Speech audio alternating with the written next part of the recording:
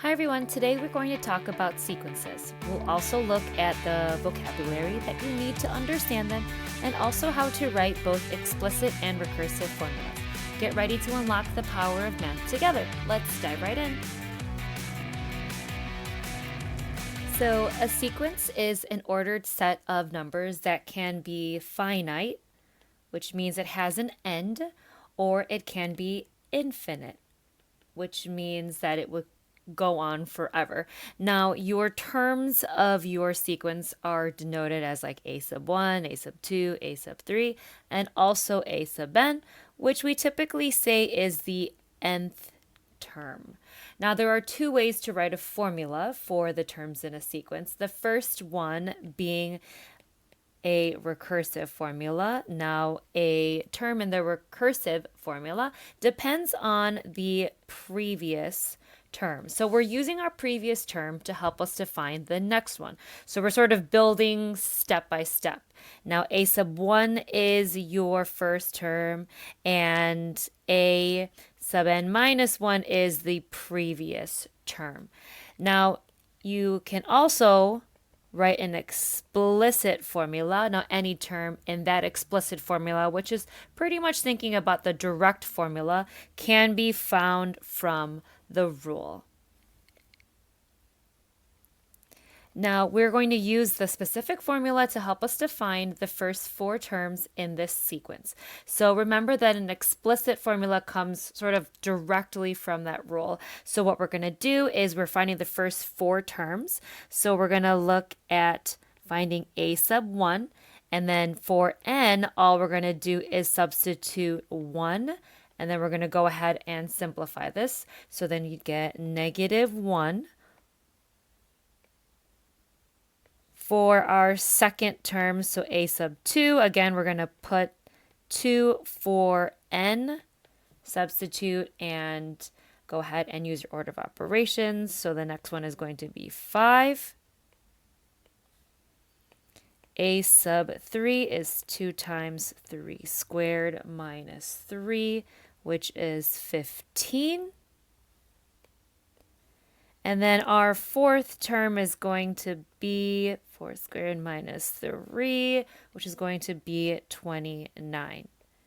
Now, here's something to keep in mind is that you can also use the table feature in your calculators to get your values, and that would be for explicit formula.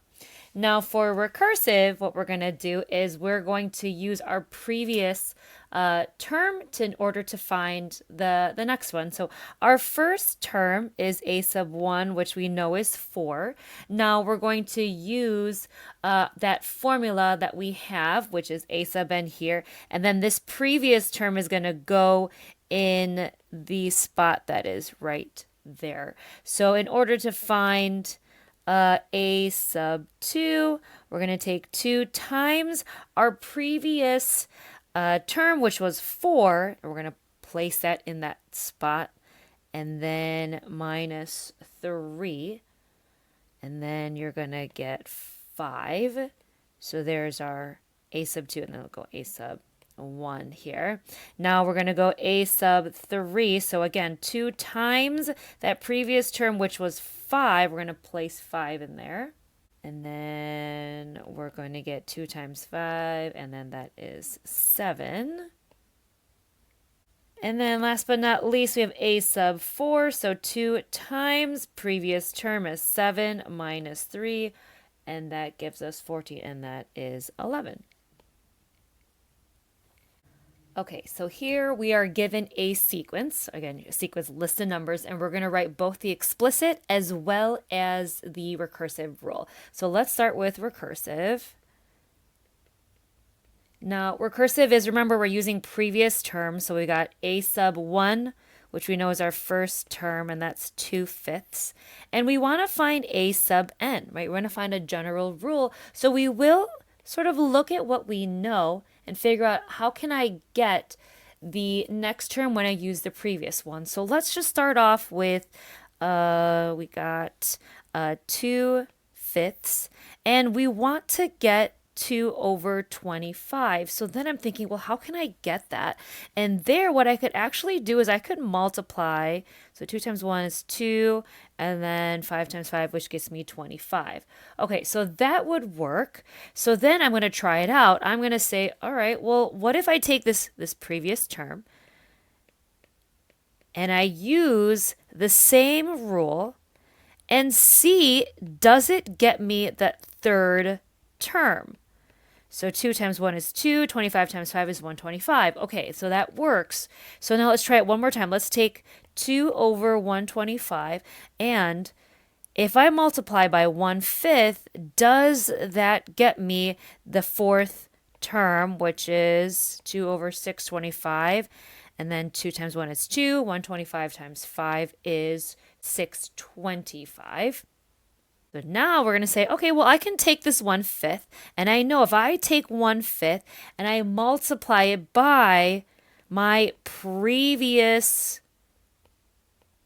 term, that's what that stands for, then I can get a recursive formula.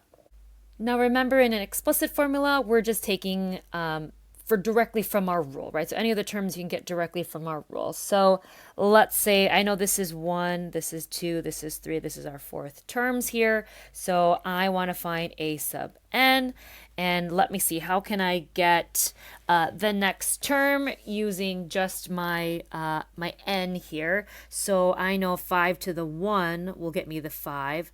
5 to the squared will get me 25. 5 to the third gets me 125. 5 to the fourth gets me 625. So my 2 in the numerator stays the same. I can take 5 and then I can raise it to my n term or my n number, and that would get me the denominator. So here would be my explicit rule. Again, just straight from my formula. Now we're going to look at limits of infinite sequences. So you pretty much can think about this being your end behavior of your sequences. Now, if you have a sequence that approaches a specific value, right, as n increases, this is said to be convergent. Okay, so what we're doing is we're looking for sort of a horizontal asymptote, right? We're looking to see what is that number that my graph can approach as n increases. So I'm looking sort of towards the right side of my graph, right, as n increases. Now, if we have a sequence that is not convergent, then it's said to be divergent. Okay, so these values are approaching either positive infinity or negative infinity, and they never approach one specific value. All right, here we're going to determine which sequence converges or diverges. So if a sequence is convergent, as n increases, we're approaching a specific value. So with letter B, we are approaching a specific value, so this one converges, as well as letter C. We are converging here. Now with letter A, again, this is diverge, right, as well as approaching infinity. We have diverge. Here we're given equations that we looked at throughout the course of this class, and we are going to determine whether the sequence converges or diverges. Now again, remember, you're pretty much finding the limit, which is again n behavior. As n increases, you're approaching a horizontal asymptote. So let's look at letter A. Here what we have is a rational function, and we know that this is bottom heavy, so the degree is larger on the bottom than it is on the top. And remember, with functions that are bottom heavy, you do have a horizontal asymptote, which is at 0. And because you do have a horizontal asymptote and it approaches a value, this would converge. Okay, in letter B, in this rational, you have